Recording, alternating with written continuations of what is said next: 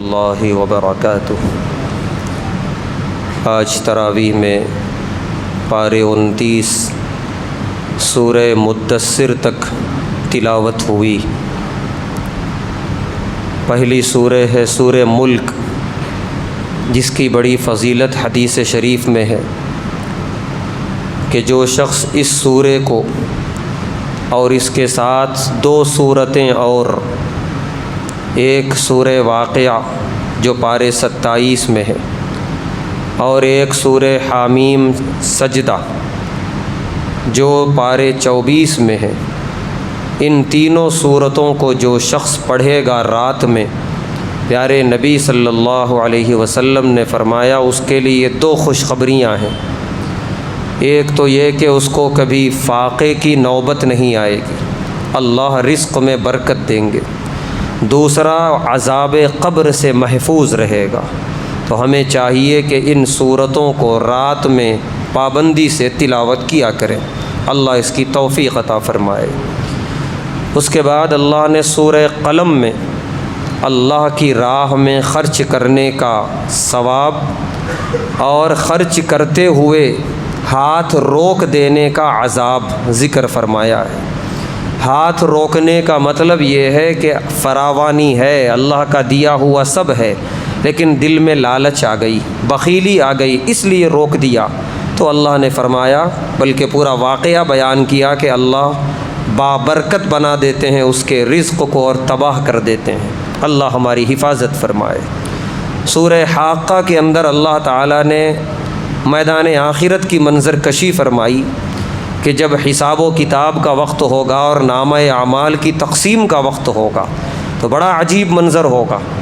جس کا نامہ اعمال فَأَمَّا مَنْ أُوتِيَ كِتَابَهُ بِيَمِينِهِ دائیں ہاتھ میں مل گیا، ہر ایک کو ڈھونڈتا پھرے گا، اپنے رشتہ داروں میں سے، اپنے دوستوں میں سے، اور سب کو دکھاتا پھرے گا، ہاں اقرؤوا کتابیہ، پڑھو میرا نامہ اعمال، میں تو کامیاب ہو گیا۔ وَأَمَّا مَنْ أُوتِيَ كِتَابَهُ بِشِمَالِهِ جس کا نامہ اعمال بائیں ہاتھ میں ملا، اللہ فرما رہے ہیں فَيَقُولُ يَا لَيْتَنِي لَمْ أُوتَ كِتَابِيَّ، افسوس میں اور ندامت میں کہے گا کاش مجھے یہ دیا ہی نہ گیا ہوتا، کاش یا لیتہا کانت القاضیہ، کاش کام تمام ہو چکا ہوتا، جب میں مر گیا تھا وہیں قصہ ختم ہو جاتا، دوبارہ اٹھایا نہ گیا ہوتا، نہ حساب و کتاب ہوا ہوتا، یہ دن مجھے دیکھنا ہی نہ پڑتا، کاش ایسا ہوا ہوتا۔ وَلَمْ أَدْرِ مَا حِسَابِيَّ، حساب و کتاب کو تو میں کچھ سمجھ ہی نہیں رہا تھا، مجھے نہیں معلوم تھا یہ چیز کو مجھے دیکھنا پڑے گا۔ مَا أَغْنَى عَنِّي مَالِيَّ، نہ مال کام آیا، نہ دولت کام آئی، نہ عہدہ، نہ جاہ، نہ منصب، کچھ بھی نہیں۔ اللہ فرمائیں گے خُذُوهُ فَغُلُّوهُ، پکڑو اسے اور جہنم کی زنجیروں میں جکڑ دو۔ 70 ذراعاً، اللہ خود فرما رہے ہیں 70 گز کی زنجیر ہوگی آگ کی، جہنم کی، جس سے جکڑ دیا جائے گا اور اٹھا کے جہنم میں پھینک دیا جائے گا۔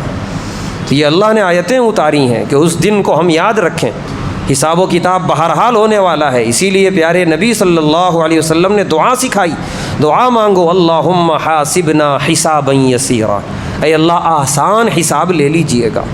اور آگے آپ نے فرمایا پیارے نبی صلی اللہ علیہ وسلم نے کہ من نوقشا، کہ جس کا حساب آسان نہیں ہوا بلکہ سوالات پہ سوالات کرنے لگے اللہ تعالیٰ، تو نے یہ عمل کیا، فلاں دن کیا، کیوں کیا، اگر اللہ سوالات شروع کر دیے فقد ہلکا، وہ بندہ ہلاک ہو گیا، نہیں جواب دے سکے گا۔ کس میں ہمت ہے اللہ کو کے سوالات کے جوابات دینے کی؟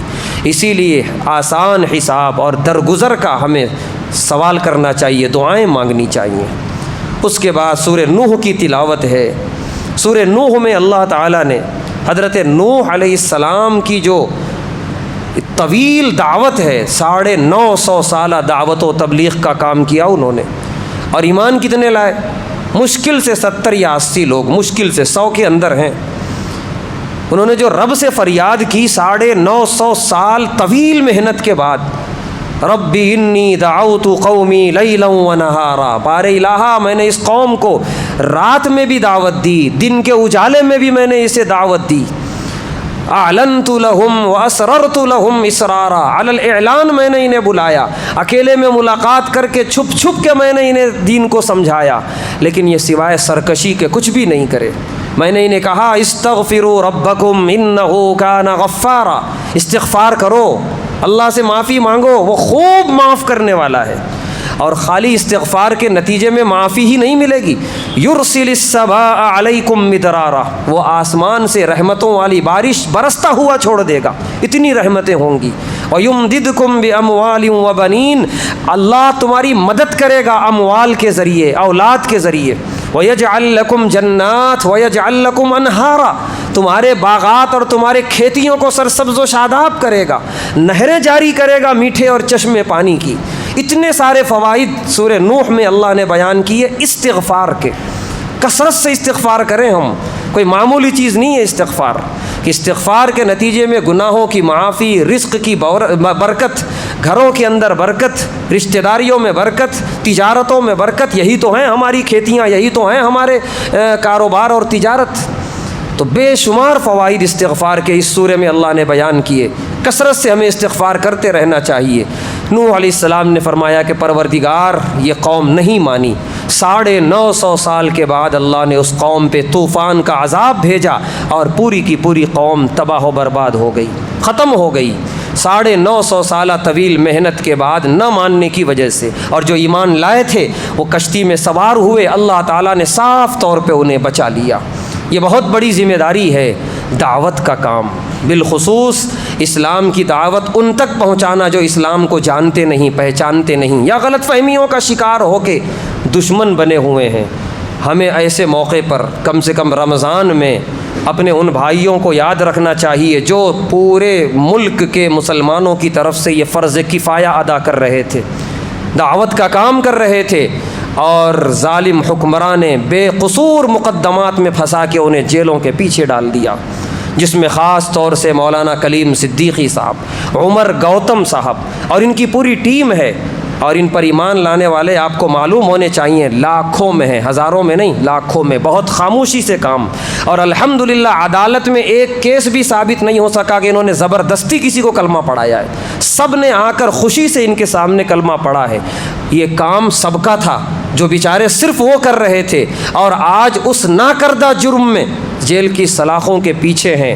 ہم بہت آسانی سے سحری اور افطار اپنے گھروں میں کر رہے ہیں، حالانکہ ہم نے فریضہ بھی ادا نہیں کیا دعوت کا، لیکن اللہ کا احسان ہے کہ ہم بہت آرام سے رمضان گزار رہے ہیں۔ وہ فریضے کی ادائیگی کے باوجود بیچارے آزمائشوں میں ہیں، سلاخوں کے پیچھے ہیں، ان کے لیے دل سے دعا کریں، وہ کامیاب ہیں الحمدللہ، ان کے چہروں پہ ذرا بھی شکن نہیں ہے، ان کو جو ذمہ داری اللہ نے دی تھی کما حقہ ادا کی، وہ دنیا میں بھی کامیاب ہیں، آخرت میں تو خیر وہ کامیاب ہی ہیں۔ ہاں یہ آزمائش ہے، یہ اللہ کی طرف سے، بس ہم دعا کریں کہ اللہ انہیں زیادہ سے زیادہ جلد سے جلد اس آزمائش سے باہر نکالے، یہ ہمارا ملی فریضہ ہے۔ اللہ تعالیٰ سے دعا ہے اللہ تعالیٰ ہم تمام کو ان صورتوں کے پیغامات پہ عمل کرنے کی توفیق عطا فرمائے، ہر طرح کے شرور اور فتن سے حفاظت فرمائے۔ وآخر دعوانا الحمد للہ رب العالمین۔